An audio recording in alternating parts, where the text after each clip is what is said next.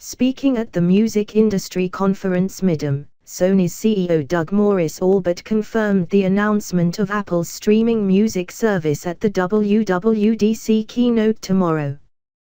During an on-stage interview in Cannes, he told the audience that it's happening tomorrow, reports Chris O'Brien for VentureBeat and others.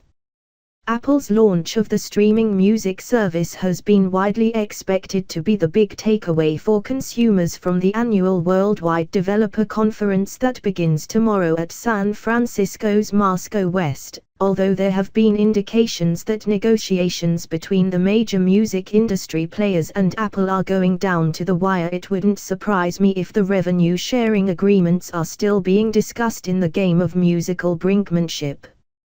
What's more interesting is Morris' confidence in announcing the service.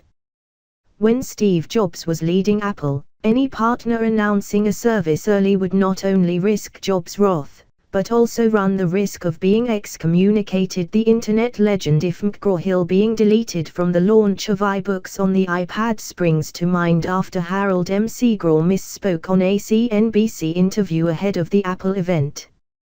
That said, it would be folly for Apple to remove Sony from the music streaming service. The whole point of all-you-can-listen-to music subscriptions is that every album is there. As an aside, I'll be interested to see if the Beatles are available to stream, so Morris may feel he is in a position of strength. How Tim Cook introduces the music partners in general, and if he references Sony in any great detail, is one more tiny detail that I'll be looking out for at WWDC.